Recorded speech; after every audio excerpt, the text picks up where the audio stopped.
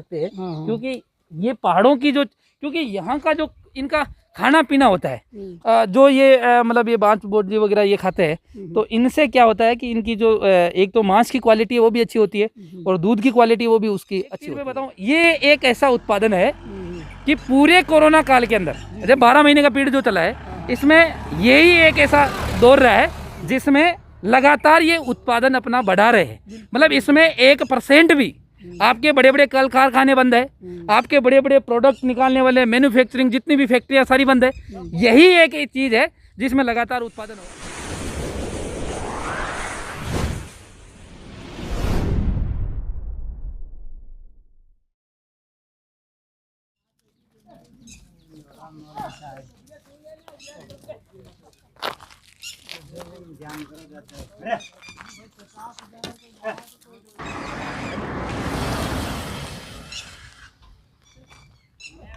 नमस्कार सर। नमस्कार जी।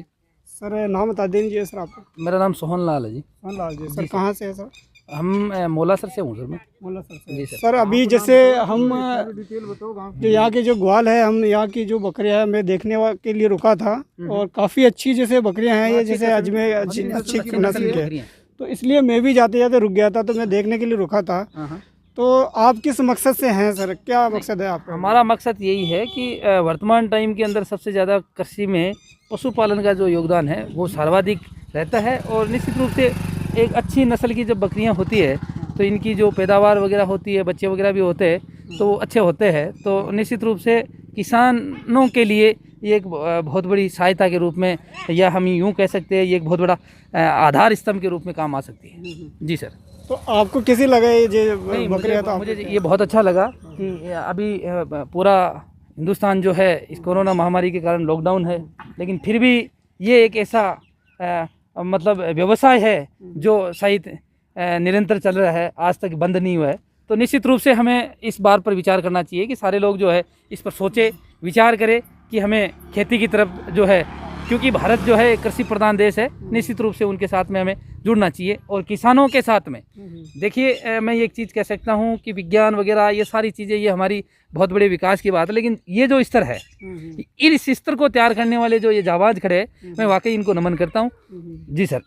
तो सर हम देखते हैं कि जैसे ये जो ग्वाल है काफ़ी मेहनत से ये पालते रहते हैं, दिन भर जैसे इन्होंने जंगल में चराते रहते हैं और पूरी जी जान से ये लगाते हैं, पर हम देखते हैं कि सर जो इनकी कीमत मिलनी चाहिए वो इन्हें मिल नहीं पाती इसका है। मैं कारण बताऊं, इसका कारण मैं बताऊं कि कुछ चीज़ तो क्या है कि ग्रामीण क्षेत्र में लोगों को जानकारी नहीं रहती।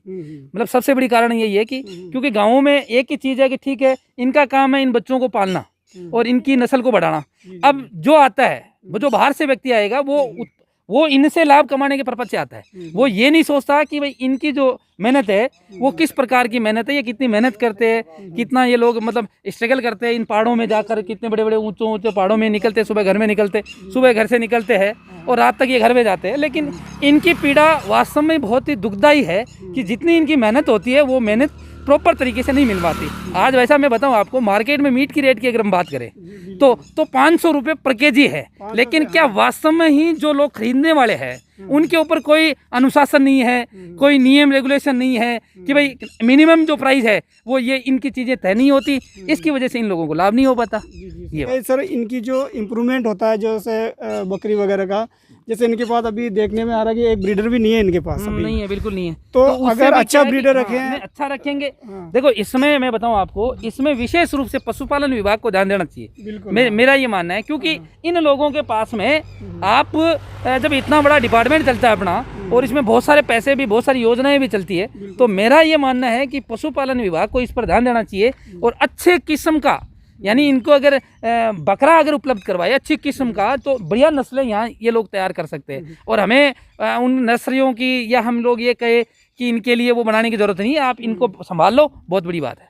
जैसे हम देख रहे हैं कि जैसे अगर इनके पास ब्रीडर भी होगा तो वो खुला छोड़ देते, जैसे हम देखने में आता है जैसे 14 महीने से कम की अगर बकरी प्रेग्नेंट हो जाती है तो वो मोर्टेलिटी भी ज़्यादा हो जाती है और बच्चे भी कम मतलब देती है, छोटे भी देती है और ब्रीड बिगड़ जाती है इनकी। बिगड़ती और जैसे उधर हम देखें तो काफ़ी अच्छी क्वालिटी में बकरे हैं सर, बकरियाँ काफ़ी अच्छी क्वालिटी में, अच्छी, बिल्कुल बढ़िया है सर। और इन्होंने थोड़ी अच्छी नस्ल तैयार करेगी। देखिए ये जो है, हाँ, ये नस्ल इसकी जो है ओरिजिनल नस्ल के लगभग अपन अब देख सकते हैं, हाँ, क्योंकि ये पहाड़ों की जो, क्योंकि यहाँ का जो इनका खाना पीना होता है, जो ये मतलब ये बांस बोर्डी वगैरह ये खाते हैं, तो इनसे क्या होता है कि इनकी जो एक तो मांस की क्वालिटी है वो भी अच्छी होती है और दूध की क्वालिटी वो भी उसकी अच्छी होती है। तो कुछ राय दे सकते हैं सर, कुछ इनको कुछ आपकी तरफ से कुछ नहीं, मेरी तरफ से एक ही है कि इन लोगों को मतलब जो भी है, जो भी उत्पादन वगैरह अगर ये करते हैं या ये सेल करते हैं, तो इनका मतलब एक साथ में इनका होना चाहिए। मतलब एक साथ में मतलब ये हो गया कि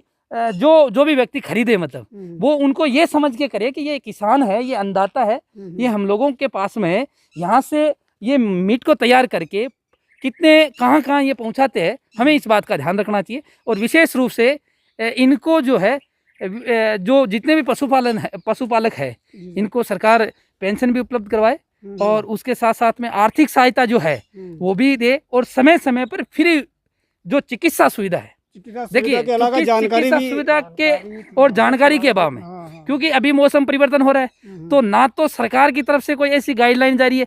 दूसरी मैं एक बात बताऊं, देखो पशुपालन विभाग राजस्थान का इतना लचर व्यवस्था में है कि किसी को पता नहीं है। गांव के अंदर अगर कंपाउंडर लगा हुआ है तो वो कंपाउंडर क्या करेगा, आप अगर उसको बुलाओगे तो वो ऐसे आएगा जैसे कोई एहसान कर रहा है। अब उसकी कोई फीस तय नहीं है।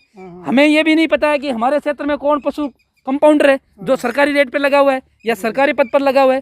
तो इस चीज़ की जानकारी ग्रामवासियों को मिले ताकि उनका फायदा ज़्यादा से ज़्यादा हो और इनकी जो नस्लें है वो अच्छे से उत्पादन होगी। एक चीज़ मैं बताऊं, ये एक ऐसा उत्पादन है कि पूरे कोरोना काल के अंदर, जब 12 महीने का पीरियड जो चला है, इसमें यही एक ऐसा दौर रहा है जिसमें लगातार ये उत्पादन अपना बढ़ा रहे हैं। मतलब इसमें 1% भी आपके बड़े बड़े कल कारखाने बंद है, आपके बड़े बड़े प्रोडक्ट निकालने वाले मैन्युफैक्चरिंग जितनी भी फैक्ट्रियां सारी बंद है। यही एक चीज़ है जिसमें लगातार उत्पादन हो रहा है। बहुत बहुत धन्यवाद सर। अब जी सर, आपका परिचय सर? सर मेरा नाम सोहन लाल है। मैं राजस्थान शिक्षक संघ अम्बेडकर का एक कार्यकर्ता हूँ।